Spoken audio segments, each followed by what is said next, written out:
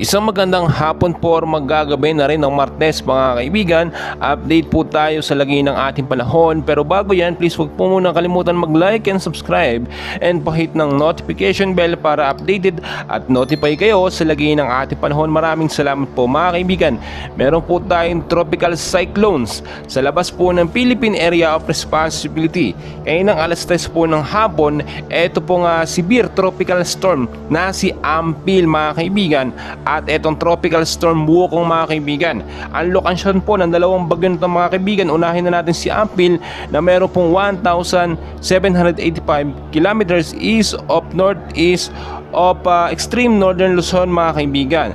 Samantalang ito namang si Wukong mga kaibigan, lokasyon po niya ay 2,935 kilometers northeast of extreme northern Luzon din mga kaibigan. Ang hangin po nito ay pumapalo ngayon sa 95 kilometers per hour, malapit pa rin sa sentro na may bugsong pumapalo naman sa 65 kilometers per hour. Pa northwestward po ang kilos sa bilis na 10 kilometers per hour. Samantalang si Wukong naman mga kaibigan ay mayroon pong lakas sa 65 kilometers per hour, malapit pa rin sa sentro na may buksong pumapalo po sa 115 kilometers per hour. Pa northwestward ang kilos sa bilis po na 80 kilometers per hour mga kaibigan. So kung titignan po ninyo mga kaibigan, dalawang bagyo po ang banta ngayon sa bansang Pilipinas. Doon sa labas sila ng Philippine Area of Responsibility, may chance na pumasok po sila sa ating bansa mga kaibigan. Tingnan nyo mabuti sa ating pinaka-live radar, apat nga po yan, nasama ng panahon itong si Typhoon Maria, pero palayo na po ito. Pero si Wukong at si Ampil po ang ating pinapangambahan. Ito po yung kanilang mga international na mga kaibigan. So wag po tayo magtaka bakit ganyan po ang kanilang pangalan mga kaibigan. Maging handa tayo. Ito po'y babala sa atin na ngayon pa lamang maging alerto tayo na may posibleng pumasok within 24 to 48 hours na bagyo sa ating bansa. Pero bago yan mga kaibigan, meron din tayo isang hypnosis pa, etong southwest monsoon na nakaka-apekto pa rin sa Luzon. So forecast weather condition na tayo mga kaibigan sa area po ng Ilocos Region, Batanes at Babuyan Island. Maulap po na kalangitan ng mararanasan dyan. Merong mga isolated light rains and heavy rainfalls naman asahan yan pagdating sa gabi. Ang Metro Manila at the rest po ng Luzon ay makakaranas din ng maulap na panahon.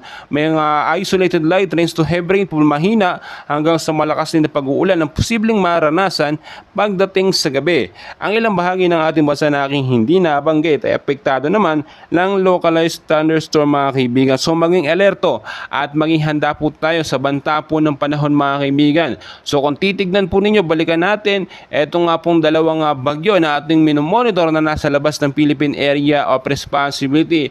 As of now, ito ay maituturing na natin na banta mga kaibigan. Hindi po ito pananakot, bagkus paalala sa atin na ngayon pa lamang po ay maging handa tayo. May chance kasi na ito'y pumasok sa ating par within 24 to 48 hours. Kitang-kita nyo sa ating pinaka-live radar, konting-konti na lang ito'y nasa loob na ng par mga kaibigan. Inaasahan na sa mga susunod na araw ay posibleng nakapasok na ito sa Philippine Area of Responsibility na mas malakas pa mga kaibigan na bagyo. So ngayon pa lamang maging handa tayo, especially mababang lugar sa Metro Manila na laging binabaha.